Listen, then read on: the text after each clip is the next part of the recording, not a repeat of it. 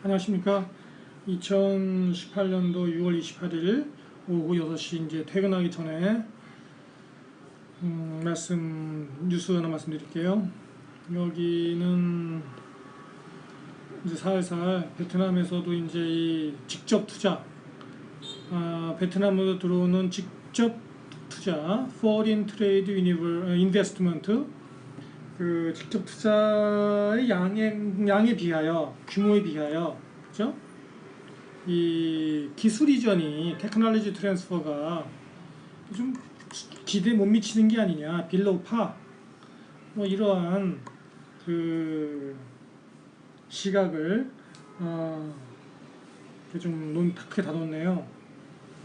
이것은 사실은 예견된 일입니다. 제가 생각하기에는 지금 현재 미국과 중국 간에 벌어지고 있는 무역 전쟁도 사실 그 이면을 돌아보면은 기술 전쟁이거든요. 미국이 중국으로부터 그 자국의 핵심 기술들을, 예민한 기술들을 지키려는 거고요. 중국은 수많은 그 어떤 정보 전쟁, 스파이들을 포함한, 산업 스파이들을 포함한 정보 전쟁을 통하여 그 미국을 그 핵심 기술, 미래 기술 몇 군데, 특히 몇 군데 전략적인 분야에서 따라잡으려는 것이죠. 그것에 있어서 더 이상 그를 밀릴 수 없다고 생각하는 양쪽 다, 특히 미국이 강하게 거는 겁니다. 딴지를 거는 것입니다. 지금 똑같은 일이 베트남에 반복되고 있는 것 같아요. 그래서 이제 베트남이 과거 어떤 이 산업에 대한 뭐라고 합니까? 제조업, 특히 기술이 뒷받침되어야만 하는 기술과 노하우. 베트남인들은 그 노하우를 잘 모릅니다. 아직까지. 노하우에 대한 개념이 별로 없고, 그냥 그 건물 잘 짓고 예쁘게 안에 잘 기계 사놓고 이러면은 사람 뽑아놓으면은 다 돌아가는 줄 아는 거예요. 그러나 그게 아니라 그 안에 숨어있는 노하우, 그 매니지먼트, 관리 능력, 임플리멘테이션, 기술을 적용할 수 있는 능력, 또 그걸로부터 또 이 에러율을 잡고 서비스 품질을 관리할 수 있는 그런 매니지먼트 능력을 잘 모르고, 아이디어가 없고, 그것에 대한 가치 평가를 하지 않고 그럽니다.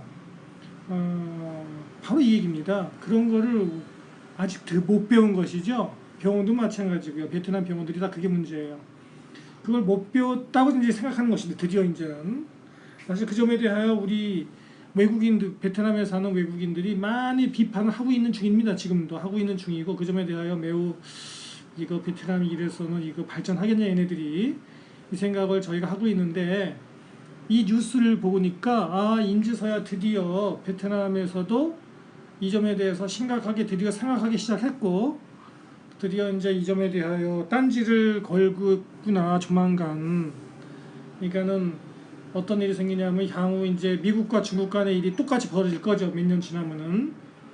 베트남에서는 이러한 드디어 투자만 받는 게 아니라 투자와 같이 당연하게 자기네들은 따라온다고 생각하는 기술력, 테크놀로지 뒤에 숨어 있는 노하우라는 건 결국은 그 어떤 프로토콜에도 있고, 프로토콜을 운용하는 사람들의 머릿속에 체화되어 있는, 녹아 있는, 그런 숨겨져 있는 그 휴먼 파워, 휴먼 리소스에서 사람 안에 숨어 있는 그 사람 그 자체의 힘, 그런 것에 대한 거를 이제 요구하기 시작할 거라고 생각합니다.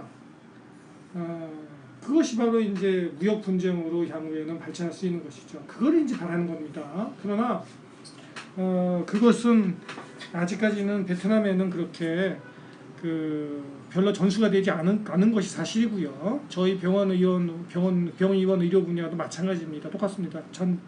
전수하고 싶어도요, 사실은 아직까지는 전수가 잘 안 돼요. 그 이유는 그것에 대해서 관심을 두지 않습니다. 아직까지는. 그것이 바로 수준 차이라는 것이죠. 그래서 제가 그 점에 대하여 설명을 드렸고요. 내용을 한번 보겠습니다. 저도 궁금해요, 사실은. 보면은 Foreign Invested Enterprise들이 외국 직접 투자 기업들이 사실은 그 베트남의 경제를 이끕니다. FDI가 Foreign Direct 직접 외국인 직접 투자가 베트남 경기를 이끈다고 해도 과장이 아닙니다. 그래서 이제 이것은 그 하노이에서 어제 열린 뭐 며칠 전에 열린 MPI라고 합니다. MPI라고 그래서 이건 한국의 그 기획재정부와 비슷해요. MPI의 부장관이 디퓨티 미니스터가 그렇게 인정을 했죠. 네, 사실이다 그렇죠. 그런데 이 직접 투자는 들어오는데 테크놀로지 트랜스퍼가 이게 안 된다 이게 잘. 이제 그걸 갖다가 이제 이해하기 시작했나요? 그건 아니죠. 아마 이해했을 거예요 전에도. 그런데 전에부터 알고는 있었는데 관심은 없었는데 관심은 없었겠죠. 그러나 이제 외국인 직접 투자액이 충분히 양이 이루고 과다할 만큼 돈이 쏟아져 들어오니까 이제 좀 배가 부르니까 이제 기술적인 것도 좀 챙겨야 되지 않을까 이제 그 생각을 이제 하게 된 거라고 저는 얘기합니다. 그렇게 저는 이렇게 해요. 자, 특히 보면은요, 2018년도에 첫 해 벌써 7월이니까 1월부터 6월 사이에 그죠? 1362개 새로운 외국 직접 투자가 이루어졌고요. 돈도 어마어마하게 들어왔습니다. 이거 보세요, 이거. 뭐 돈이 쏟아져 들어옵니다. 한국에서 나가는 돈들이 다 일로 들어오나 봅니다. 보면은. 네. 또한 직접 투자 외에도 인베스트먼트, 그죠? 인베스트먼트도 또 쏟아져 들어오죠. 네. 그러니까 여기 베트남의 GDP의 약 20%를 이게 차지한다는 거예요. 기여하는 도가 뭐 대강 저는 의사니까 저보다도 더 전문가분들이 이 기사 보면은 더 이해하기 쉬울 거예요. 근데 보면은 이 베트남 뉴스가요, 이 종이 신문이 좀 더 자세한 것 같습니다. 이게 온라인판은 이게 자세하게 안 실려요. 근데 이제 종이 신문을 가끔 제가 이렇게 사보는데 웬만하면 좀 더 자주 이렇게 좀 보여드리려고 애는 씁니다만은. 종이 신문이 더 자세합니다. 내용이 약간 보기가 이렇게 좀 꾸불꾸불하고 종이가 구겨 보이죠. 제가 이렇게 막 들고 다니는 거라서 좀 약간 그 점에 대해서 죄송스럽게 생각합니다만은 그러나 좀 정도 있어 보이죠, 그죠? 약간 종이에 자꾸 구겨 담으면 뭔가 이렇게 좀 따뜻한 느낌도 들고, 그죠? 종이 신문을 보고 싶은 생각이 들지 않습니까? 네.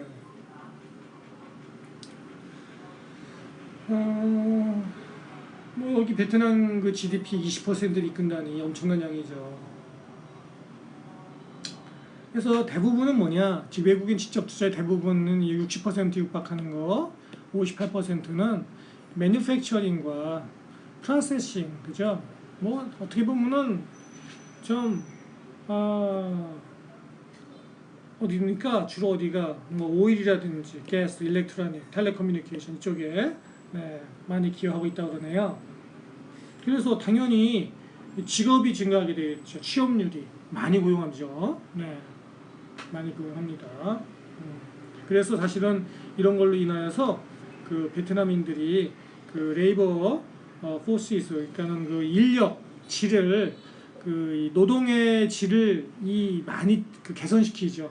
왜냐하면은 외국인 직접 투자 들어온 이 공장들이 재교육을 시키잖아요. 기양 쓸 수가 없거든요. 다 교육을 시켜야 됩니다. 뭐 기술에 대한 교육은 물론이고 이 그 마인드가 안 돼 있는 경우에는 그 태도부터 시작해서 인사하는 법부터 시작해서 인사하는 법도 다시 가르쳐야 됩니다.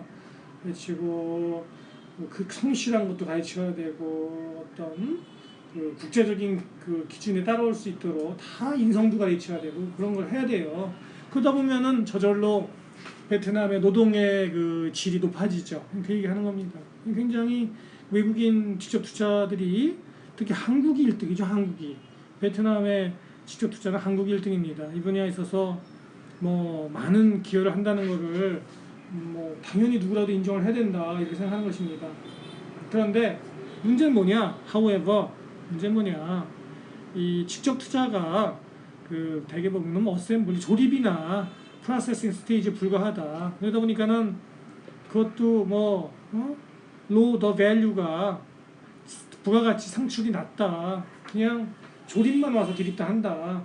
그 핵심 기술 정보를 핵심 기술을 잘 전수하지 않는다 그런 얘기죠. 보여주지 않는다. 우리 생각에는 보여줘봤자 배우지도 못할 텐데, 그죠? 그 생각을 서로가 이제 하는 것입니다. 마음가짐이 아직 덜 돼 있거든요.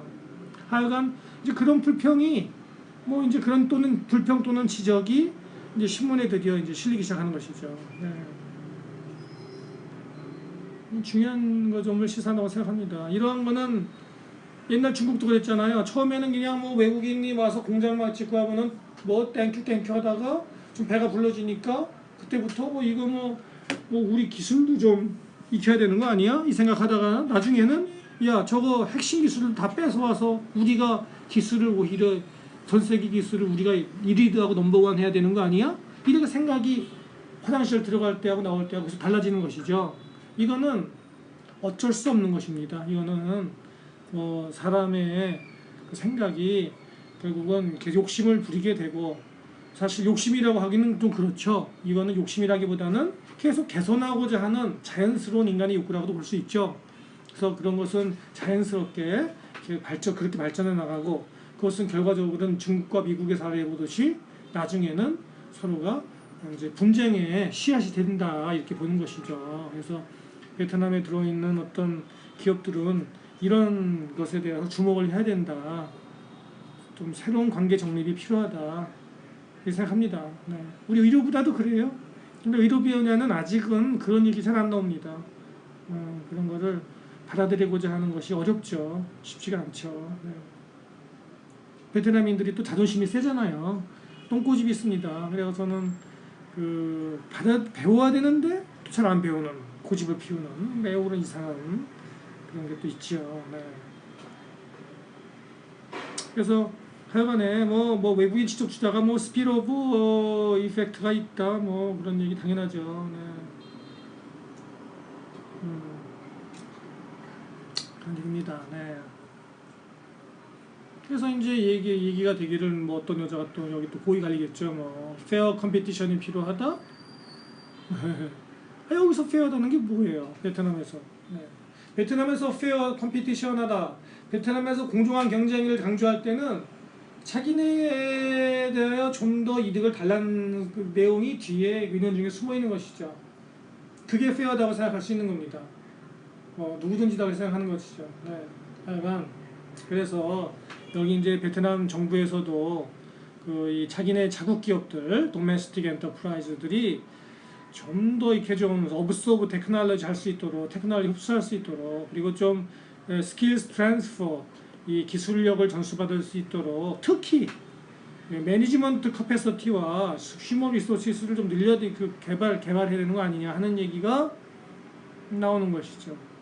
근데 이게 말로 되느냐? 이거는 쉽지 않다 이렇게 봅니다. 이거는 마음가짐부터 달라야 되고요. 이 기본적으로 그 베트남의 아직까지는 교육 시스템이 이러한 거를 뒷받침하기 힘듭니다. 제가 이렇게 보면은 그런 마음가짐이 없습니다. 그래서 이거는 베트남도 좀 노력을 해야 되겠다. 외국인 직접 투자 기업에게 달라고만 할 게 아니라 받을 수 있는 그릇을 좀 이렇게 그릇이 이렇게 있어야지 여기다가 기술을 받지, 그죠? 이게 받을 수 구멍이 다 뚫려갖고 줄줄 새는데 어떻게 줄 수 있느냐 하는 점에 대해서도 좀 고려를 해야 되겠다. 마음가짐과 교육 시스템을, 베트남 자체의 교육 시스템을 개선해야 되겠다 이런 생각을 제가 합니다. 그래서 스피드업 좀 뭘 하냐, 이노버티브 오퍼레이션스, 그 기관과 각 그 기업과 개인들 좀 활동의 기업 활동을 좀 더 이렇게 좀 개선해야 되겠다, 속도를 내야 되겠다 이런 얘기입니다. 네.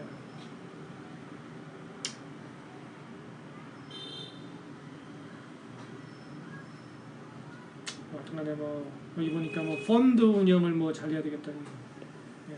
펀드만으로 되는 게 아니고요. 펀드도 중요하죠. 이런 거를 테크놀로지 트랜스퍼를, 기술 이전을 원활하게 하기 위한 베트남의 어떤 펀드를 조성하는 걸 활성화시켜야 되겠다 얘기도 하는데, 그것만은 되는 거 아니고요. 전반적인 교육 시스템, 교육 훈련 시스템, 또 전반적인 사회적인 그 어떤 도덕성, 그 베트남인들의 모랄, 워킹 모랄, 직업 근무 어떤 태도 이런 것들 또 인생관 그 자기 자신과 가족과 국가를 바라보는 인생관 또 회사를 바라보는 인생관 자기 자신을 바라보는 자기 정체성 이런 모든 것들이 다 이게 변화가 있어야만 베트남이 이런 거를 실행할 수 있다 그렇게 생각하고요. 이런 얘기가 나오기 시작하니까 베트남에 진출해 있는 한국 기업인들이나 어떤 사업하시는 분들은 이거 염두에다 두셔야 될 것이다. 향후 분쟁에 대비하는 거를 지금부터 이렇게 해야 되겠다. 할 수 있는 한까지는 베트남의 기술 전수를 해주면 좋죠. 해주면 좋은 겁니다.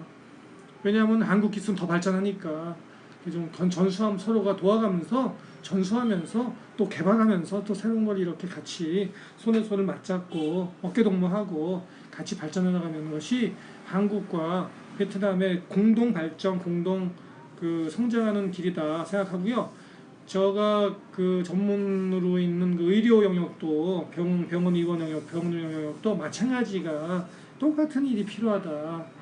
제일 베트남에서 이 그 한국 투자 분야에서 제일 낙후되어 있는 곳, 제일 한국이 베트남에 투자를 안 하는 곳, 안 하는 산업 분야가 바로 의료 분야입니다. 의료 제약 분야 이쪽도. 근데 그쪽의 시장이 사실 제일 빨리 크고 있는데 베트남에서 참 아이러니한 문제다 이런 생각을 합니다. 감사합니다. 좋은 저녁 되십시오.